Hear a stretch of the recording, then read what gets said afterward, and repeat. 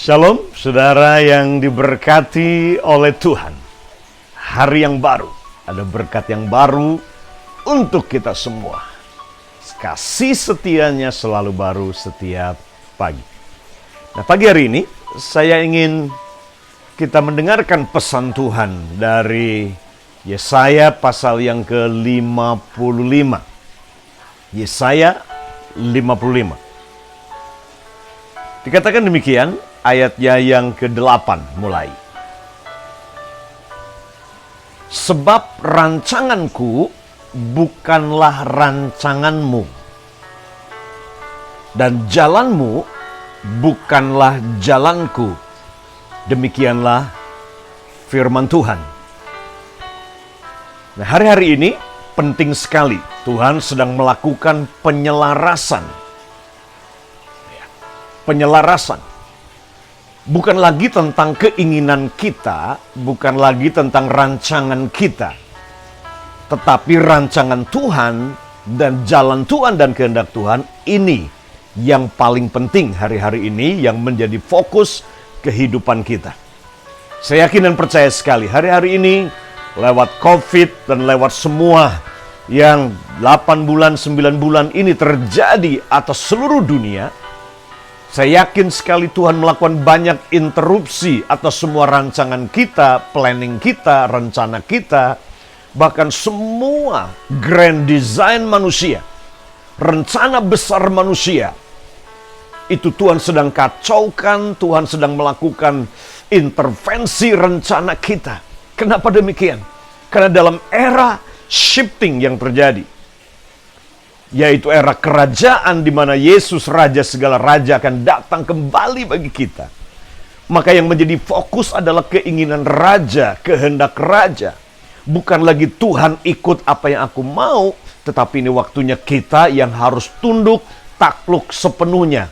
Apa yang menjadi keinginan kita, rancangan kita, sepenuhnya kita harus tundukkan dan taklukkan itu pada keinginan Tuhan dan rencana Tuhan. Dan itulah artinya menjadikan Yesus sebagai raja dalam kehidupan kita.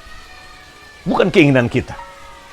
Prioritas dari doa ketika Yesus mengajar berdoa di dalam Matius pasal yang ke-6 dikatakan Bapa kami yang ada di surga. Nah, itu bicara tentang hubungan. Doa adalah hubungan kita pribadi dengan Dia.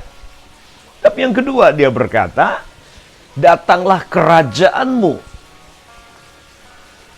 Datanglah kerajaanmu, artinya datanglah pemerintahan Tuhan. Jadilah kehendak Tuhan. Di bumi ini sama seperti di surga.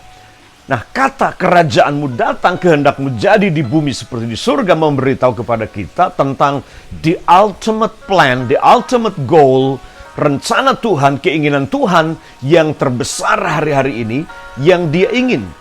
Tujuan dari doa bukan kerajaanku yang terjadi, bukan kehendakku yang jadi, tapi kerajaan Tuhan, keinginan Tuhan, kedaulatan Tuhan, pemerintahan Tuhan yang terlaksana dan dikerjakan.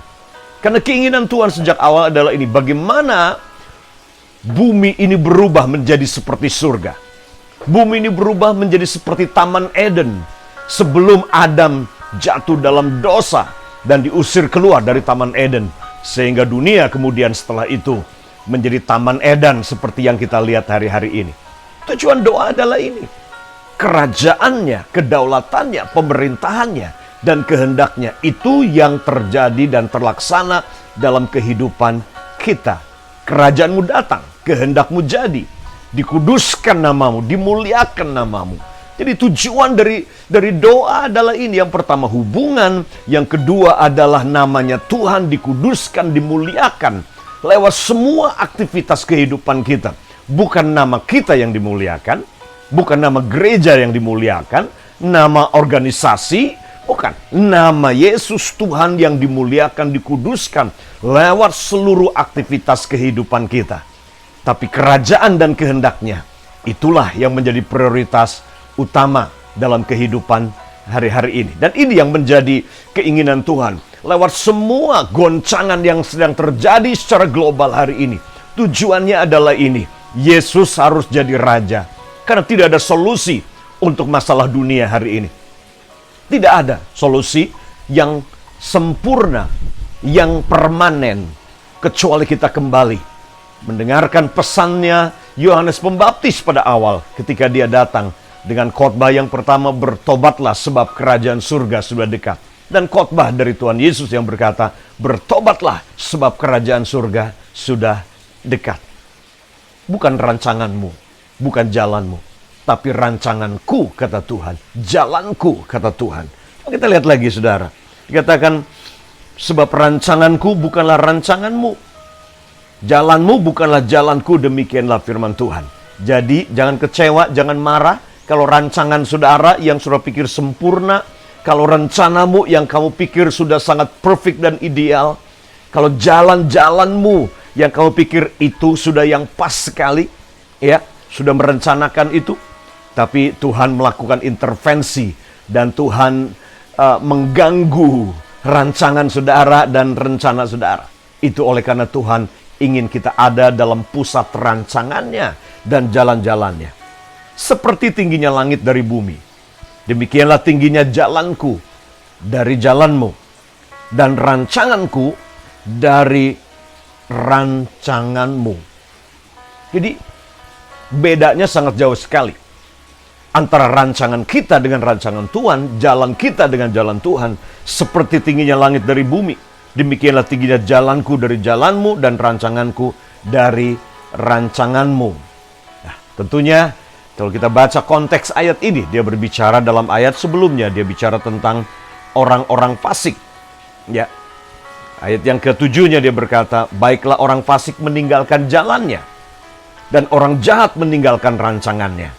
Baiklah ia kembali kepada Tuhan, maka dia akan mengasihaninya, dan kepada Allah kita, sebab ia memberi pengampunan dengan limpahnya. Baru kemudian rancanganku bukan rancanganmu.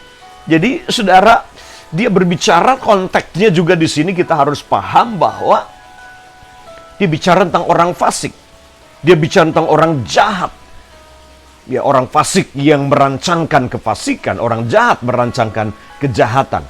Itu sebabnya Tuhan berkata, rancangan orang fasik, rencana orang-orang jahat akan dipatahkan. Tuhan sedang merubah semuanya. Supaya apa? Semua kembali kepada rancangan Tuhan. Semua selaras dengan jalan-jalannya Tuhan. Kembali harmonis dengan apa yang Tuhan inginkan dan Tuhan katakan. Nah, kalau saudara bukan orang fasik, saudara bukan orang jahat, saudara sudah berbalik kepada Tuhan, saudara setelah menerima kelimpahan pengampunan dari Tuhan, maka perjalanan dimulai. Perjalanan penyelarasan akan mulai terjadi. Sampai satu titik, saudara akan bisa mengerti bahwa rancangan saudara itu adalah rancangan Tuhan. Dan jalan-jalan hidup saudara itu menjadi jalan-jalannya Tuhan. Kenapa? Sebab saudara begitu satu dengan Tuhan. Pikiranmu jadi pikirannya Tuhan. Hatinya Tuhan jadi hatimu. Rencana Tuhan jadi rencanamu. Sehingga apapun yang kau rencanakan, Tuhan tahu. Itu bukan datang dari hati yang fasik, bukan datang dari roh yang jahat, tapi datang karena hati yang mengasihi Tuhan, datang karena kerinduanmu untuk mengerjakan apa yang menjadi keinginan Tuhan dan rencana Tuhan bagi saudara. Divine alignment, penyelarasan ilahi sedang terjadi hari-hari ini. Karena Tuhan ingin kita betul-betul akurat, tidak meleset satu senti pun. Ya, tidak meleset satu senti pun. Tapi kita betul-betul precise, akurat, ada dalam jalan Tuhan, ada dalam rancangan Tuhan, ada dalam pikiran Tuhan, dan mengerjakan persis apa yang Tuhan suruh kita kerjakan. Tidak meleset sedikit pun. Karena kata dosa, harmatia, itu artinya meleset dari sasaran. Dan Tuhan tidak ingin kita meleset. Meleset satu senti saja, itu artinya harmatia.